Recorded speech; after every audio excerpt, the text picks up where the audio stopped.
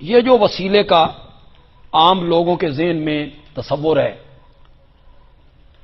فلاں کے صدقے سے دعا، فلاں کے وسیلے سے دعا، فلاں کے طفیل دعا، نبی پاک کے طفیل، نبی پاک کے صدقے، میں اس پر کیا بحث کروں؟ مجھے سمجھ نہیں آئی کہ یہ وسیلہ، توسل، صدقہ، طفیل یہ لوگوں نے کہاں سے نکالا؟ اس میں کون سی بات بہتر ہے؟ قرآن پاک کی جتنی دعائیں آپ کو یاد ہیں، آپ اہل علم لوگ ہیں، میں کوئی جاہلوں میں نہیں بیٹھا ہوں، کسی دعا میں واسطے وسیلے کا ذکر ہے؟ کتاب الدعوات حدیث میں مستقل باب موجود ہے، ساری دعائیں وہاں میرے آقا نے سکھائی، کسی ایک دعا میں وسیلے کا ذکر، واسطے کا ذکر؟ امام اعظم امام ابو حنیفہ فقہ حنفی، تم نے نہیں پڑھی کنز الدقائق شرح وقایا ہدایہ نہیں پڑھا؟ بحق نبیک بحق اولیائک حرام ہے، مکروہ نہیں لکھا؟ اور مطلق مکروہ بولا جائے تو کون سا مکروہ مراد ہوتا ہے؟ مکروہ تحریمی۔ بحر محیط میں در مختار نے لکھا، فتاوی رامگیری نے لکھا، شرح وقائے نے لکھا، قدوری نے لکھا، ہدایہ نے لکھا۔ ہدایہ ہے صفحہ 475 ہے، جلد 4 ہے، وَيَكْرَهُ أَن يَقُولَ فِي دُعَائِهِ بِحَقِّ فُلَانٍ أَوْ بِحَقِّ أَنبِيَائِكَ وَرُسُلِكَ، بِحَقِّ أَنبِيَائِكَ بِحَقِّ رُسُلِكَ بِحَقِّ أَوْلِيَائِكَ، اس لفظ کے ساتھ دعا مانگنا مکروہ ہے، لِأَنَّهُ لَا حَقَّ لِلْمَخْلُوقِ عَلَى الْخَالِقِ، اس لیے کہ مخلوق کا خالق پر کوئی حق نہیں۔ قرآن بھی واسطے، وسیلے، صدقے، طفیل، بحق فلاں، بجاہ فلاں ذکر نہیں کرتا، حدیث میں ذکر نہیں ہے، فقہ حنفی میں اس کا تصور ہو نہیں، تصور بھی نہیں ہے فقہ حنفی میں اس کا۔ دعا کا طریقہ جو قرآن نے سکھایا، حدیث نے سکھایا، وہ براہ راست کیا کرنی ہے؟ دعا، اللہم ربنا۔ ہاں، مشرکین کا یہ عقیدہ ذکر کیا ہے سورت یونس کی آیت نمبر 18 میں، وَيَعْبُدُونَ مِن دُونِ اللَّهِ مَا لَا يَضُرُّهُمْ وَلَا يَنفَعُهُمْ، اللہ کے سوا ان کی پوجا پاٹ کرتے ہیں جو ان کو نقصان بھی نہیں دے سکتے، نفع بھی نہیں دے سکتے، وَيَقُولُونَ، اور کہتے ہیں، هَؤُلَاءِ شُفَعَاؤُنَا عِندَ اللَّهِ، یہ ہمارے اللہ کے ہاں کیا ہیں؟ وہ بھی سفارشی سمجھ کے پکارتے تھے۔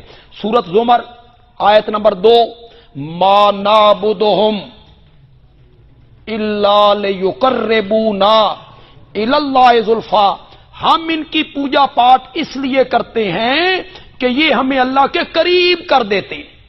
اللہ کے ساڈی سندا نہیں،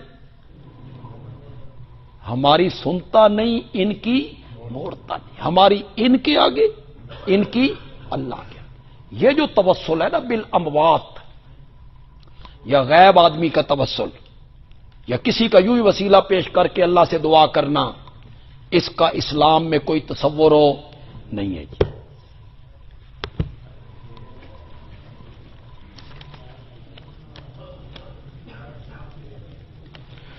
سفارش اور شفاعت میں کوئی خاص فرق نہیں ہے جی۔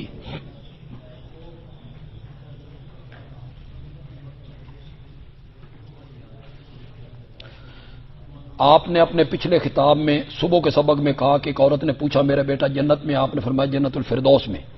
اب آپ نے فرمایا کہ نبی کے علاوہ نہیں، آپ کو غلط فہمی ہو گئی ہے، میں نے یہ نہیں کہا ہے کہ نبی کے علاوہ جنت الفردوس میں کوئی نہیں ہوگا، میں نے کہا کہ جنت الفردوس میں جو آپ کا مکان ہے وہ سب سے اعلیٰ ہے، آپ کا مکان۔ اگر گھر کے ساتھ قبر ہو تو وہاں پر عورتیں جا کر دعا مانگیں نہیں، عورتوں کا قبروں پہ جانا میرے نبی نے سختی کے ساتھ منع کیا جی۔ استاد جی کلہ ماہ کی طلاق، شادی سے پہلے نکاح تے کر لو یار، نکاح ہوا نہیں اور آپ طلاقوں کے مسئلے پوچھنے لگے ہوئے۔ کلا ماں کی طلاق سے پناہ مانگا کرو، اس طرف توجہ بھی نہیں کرنی چاہیے۔ صاحب تجلیات صفدر آپ لکھا کہ حضرت شیخ القرآن روضہ رسول پر گئے تو انہوں نے وَلَوْ أَنَّهُمْ ظَلَمُوا أَنفُسَهُمْ، صاحب تجلیات جو ہے نا انہوں نے شیخ القرآن سے نہیں پڑھا، میں نے پڑھا ہے۔ انہیں کیا پتا ہے شیخ القرآن کے نظریے کا، میں جانتا ہوں۔ اور شیخ القرآن کا نظریہ پڑھنا ہو تو اقامت البرہان میں پڑھو، انہوں نے لکھا نا اپنا نظریہ۔ وَلَوْ أَنَّهُمْ پر بحث کی ہے انہوں نے، بڑی زبردست بحث کی ہے اس آیت پہ انہوں نے۔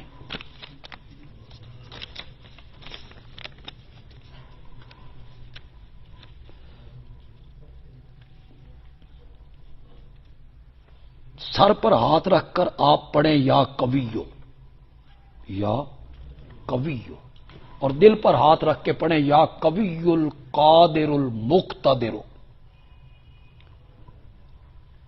قوینی و قلبی، یا قوی القادر المقتدر، قوینی و قلبی، مجھے بھی قوت دے اور میرے دل کو بھی قوت دے۔ بس جی،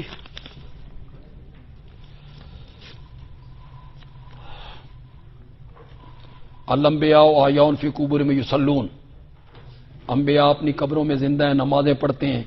میں انشاءاللہ کل کی بحث میں جو ہم بحث کریں گے وہ ہم آپ کو یہ چیز سمجھائیں گے کہ تمام علماء کا اس بات پر اتفاق ہے کہ خبر واحد سونے کی طرح کھری ہو نا، وہ عقیدے کے اس بات میں پیش ہو نہیں کی جائے۔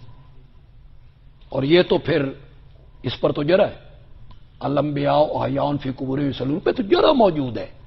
یہ سونے کی طرح بھی کھری ہو نا تو اس سے عقیدہ ثابت نہیں ہوتا۔ عقیدے کے ثبوت کے لیے نص قطعی چاہیے یا خبر مشہورہ چاہیے، ان روایتوں سے عقیدہ ثابت نہیں